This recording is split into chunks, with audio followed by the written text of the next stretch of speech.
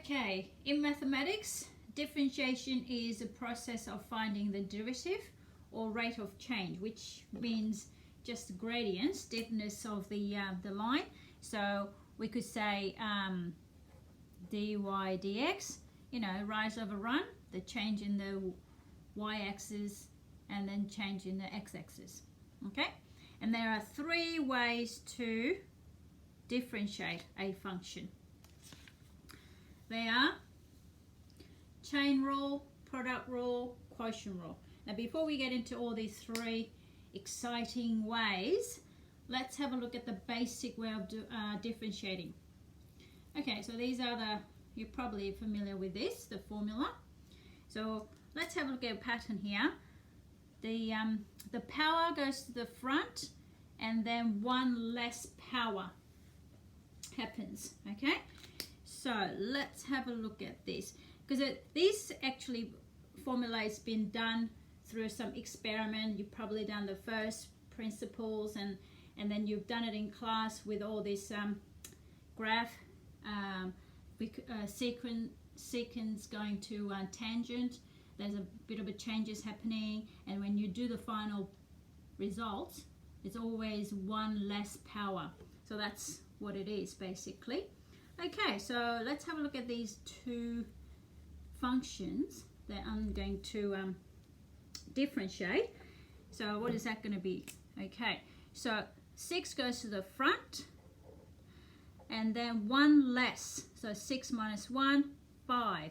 Now what happens here is 2 really has, there is x, but it's a power of 0, you see? That's why it's 1 there, so as you can't really see it. Okay, so if I put the power and times with a 2, it's going to be 0, isn't it?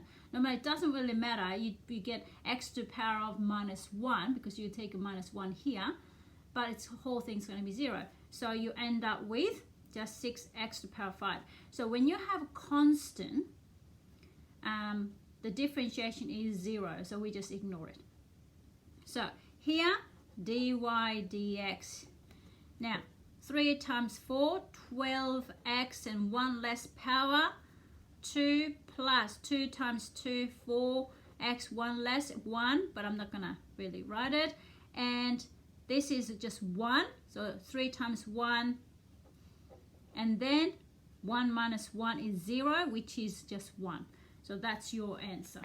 Okay, so let's do the chain rule here now.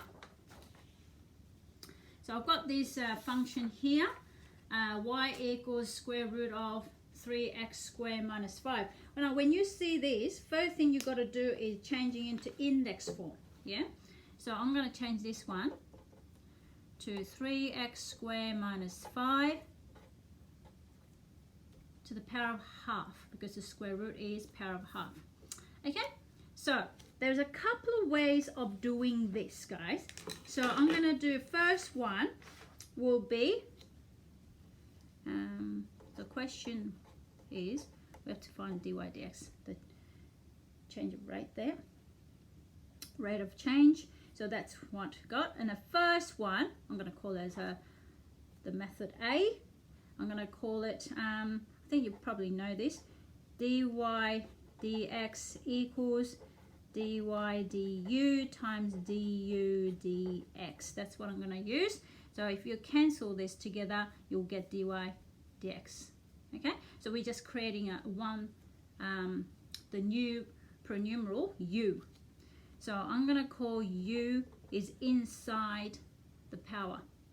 So 3x squared minus 5. Okay, u dash, which is dy du dx, which is 6x, and then I'm going to call the whole thing in terms of u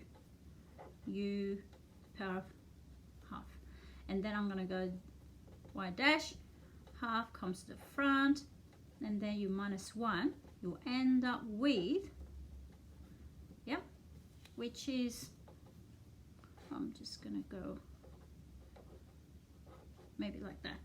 Yeah, it's easy. Okay, so now dy dx equals dy du, which is this one, dy du. So I'm going to put that in, 2 root u. And then times du dx, 6x. Now, if I put that in, cancel it, 3x. Now I will not leave this as my answer because what was original function? It was in the x term, so I need to change that to x term. So that will be, because u was 3x squared minus 5, yeah?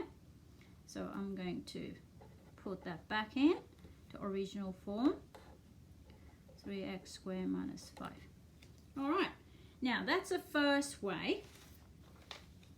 Second way, which is, I prefer this one. You probably will prefer this one later on. You know, you'll probably, when you get used to it, you'll probably like to use it.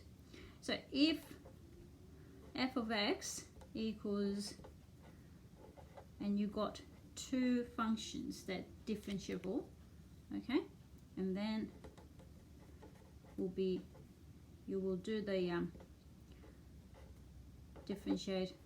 derivative of f of x, well, f of g of x times, and then you'll go g of x.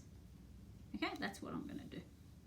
So y equals 3x squared minus 5 half. I'm going to use the same question, of course. So, and then I'm going to go dy dx.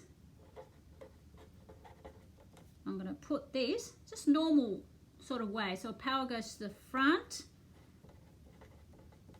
as a normal, minus 1. That's what we normally do. But you got to do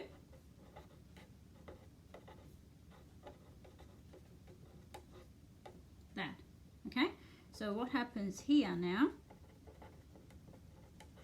Minus half times, what's the derivative of 3x squared minus 5? 6x. Now this whole thing will be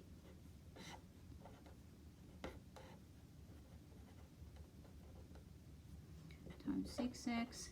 Oops, it'll help if you can see it. So if I put it in,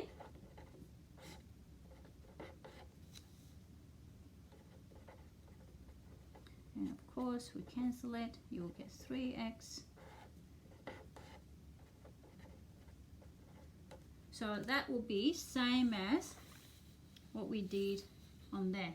Same as that one, and we got the same as that. So doesn't really matter which way you do it, but I think you will prefer this way later on when you get a bit confident.